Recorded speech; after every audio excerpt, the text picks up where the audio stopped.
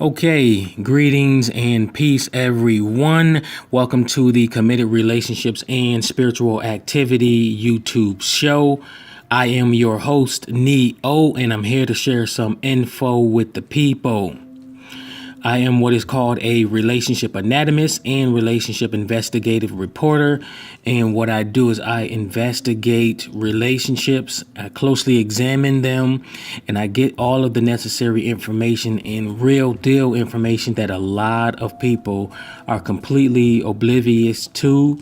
And I analyze it for myself and I figure out what I feel is necessary for people to know for their life and also for their relationships. That's what I've been doing for the past 2 years or longer. And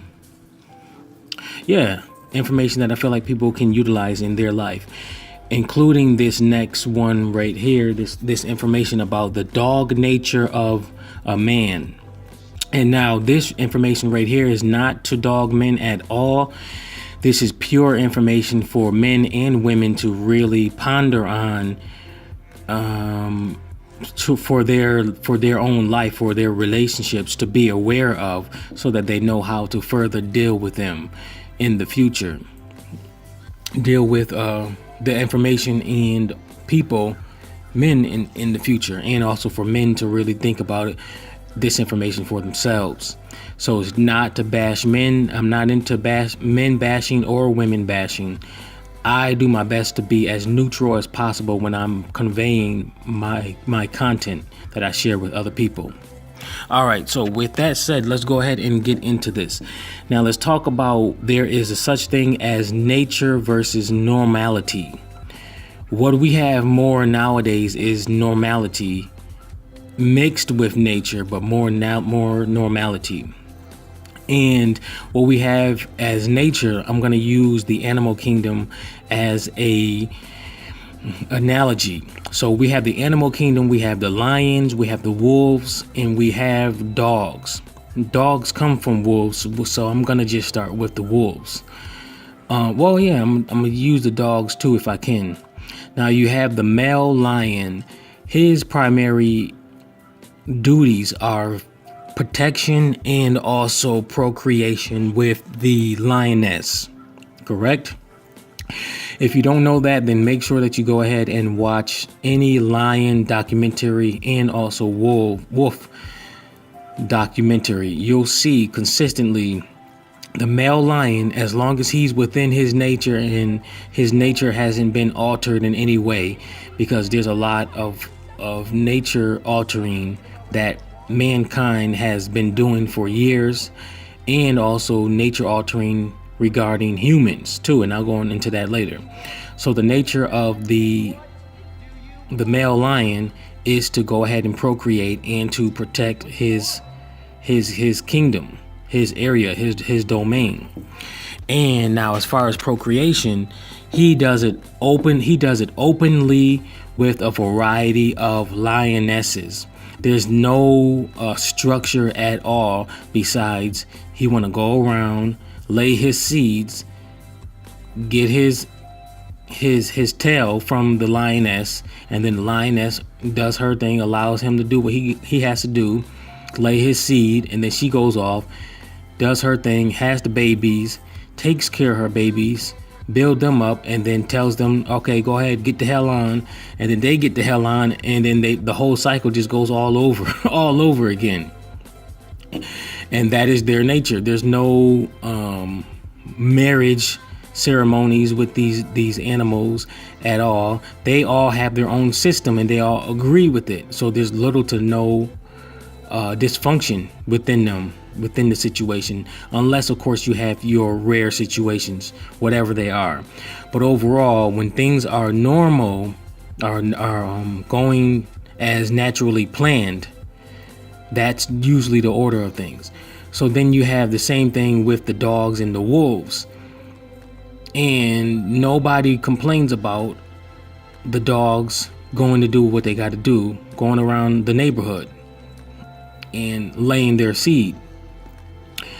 So what you have here now, what's natural to the dog, like your dog that you have in your home and the dogs that we have, domesticated dogs, that is their nature to do that. They want to go around, as far as the male dogs, they want to go around and lay their seed. If they don't lay their seed, they just have a desire to just really, in a professional term, I'll just say have sex. I won't be too wild and crazy with my terms that I use here, because I like to be sounding professional as possible. But every so often I will let loose and I'll say some crazy stuff in my recordings here. But anyways, they just go around and they openly have sex with different female dogs, right? And you've seen it over and over again. So, okay, and that is the reason why women in world societies say that men are the same way, and that's the reason why they call men dogs that portray that type of behavior.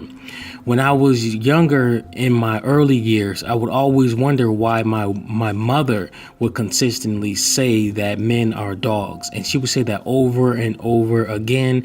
And if you know subliminal mind control and how the subconscious mind works and how fragile a child's mind is, you know that plays a negative effect, that could play a negative effect on a child. Whether it be a mother saying that all men are dogs to her son or her child or her daughter, that could really play a negative effect on the child.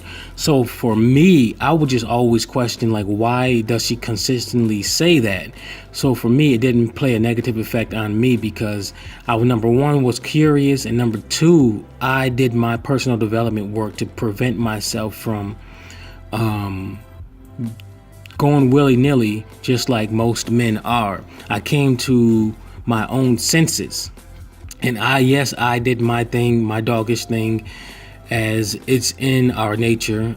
I did my doggish things in a variety of ways, but eventually I matured, and that's how we're supposed to do as men. You're supposed to mature, come to a conclusion to where your higher consciousness comes into play, and you mature and you know how to manage your nature. And that's one major issue I feel that most men lack and they fail at, is managing their nature, their true nature. So instead they follow their nature as far as running around with their doggish ways, their doggish behavior, and they're doing it willy-nilly, recklessly. So if you're going to follow your nature and you like to go around with different females, then there's a variety of things that you must set in place, and you must set your mind in a certain order so that you can avoid being reckless like a lot of these men are. That's one of the reasons why you see a lot of men who have a lot of children, but they're unmarried and they're single. And if they're not single, they're in a dysfunctional relationship just to lay up in the house and to have a house living with a woman. There's little to no responsibility that they're actually taking on to help their relationship and their children. So they're walking around with 6 or more children, unmarried, living with a woman, and a lot of them don't have a job, and if they do have a job, is bringing in little to nothing to help their situation out, and it's overall completely dysfunctional, and the man is completely still an immature child psychologically, and he hasn't grown up yet. These are the men who really are dogs, who really are behaving like a dog. And then you have the mature one who have actually studied and really realized what's going on, either studied himself or whatever.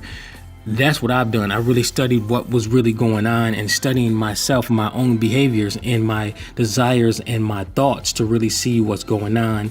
And then also studying a variety of men and checking out their behavior. And I came to the conclusion, and really also studying the human brain and the human nature, that it really is our nature we all have a animalistic nature, and that animalistic nature is a lower state of existence, a lower state of consciousness. Now, it may help in certain situations, but you also have to access your higher consciousness, and that's where the maturity comes into play. This is both for male and females, because females have their lower animalistic nature also, and I might go into that in another recording.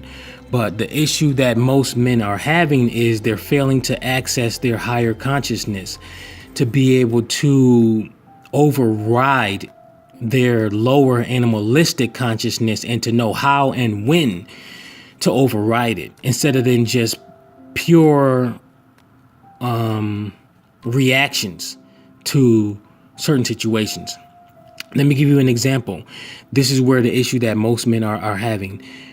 When a man is in a committed relationship and it's clearly known and stated that he wants to be with a certain woman and he's with her in a relationship, there are a variety of situations that will ignite a man's true nature to have sex, regardless if he's in a relationship with the woman or not. That's why you see a lot of cheating going on. So an example is you got John. This is a random fictitious but also realistic sounding situation that I'm creating off the top of my head. You got John, who's in a relationship with Sally. They're both in a great relationship with each other. They're both committed. They both love each other. Everything is fine. And even if they decide to have a child or not, it's obvious that they're committed to each other and they made it known, okay, look, we're exclusive. I love you. Yada, yada, yada. So, Sally brings her friend Tanya over. And then Sally goes off to the store and leaves Tanya and John alone. Now, if you really understand the dog nature of a male, you can already perceive what can potentially go on now. And this can go a variety of ways based on the current psychological conditioning of the two individuals, of Tanya and John. Now, let's say Tanya doesn't really realize that the true nature of a man is a sexual nature, and it's easy to ignite his sexual nature. So Tanya is just Tanya because she loves to show her cleavage, and there's a lot of women that just love to show their cleavage regardless of where they are. That is a immature mindset, but cleavage, I'm not complaining about it at all. I do love a woman that can show classy cleavage rather than trashy cleavage. There's a difference. So Tanya is the trashy type, and her stuff is just all over the place and it's jiggling all over the place. And John is like, yo, she is looking so good. My girl, my queen, she's off at the store. That's about 15-20 minutes away. I'm by myself. She got her stuff out. This is where the mature mindset comes into play, or not. If the man lacks psychological maturity and is strong within himself, and he's really disciplined, then he's more than likely going to make one or more passes on to Tanya. And if Tanya is not strong within herself and she's not a strong friend to say no, to resist the temptation to go on to move forward with John, and realizing that this is her friend's relationship that is at stake, their friendship is at stake, and also it's just her reputation is at stake, then she's more than likely going to accept his past, and then they're going to get together and do something together. And especially if they have anything else to alter their consciousness, any kind of intoxication, that makes things even worse at that also.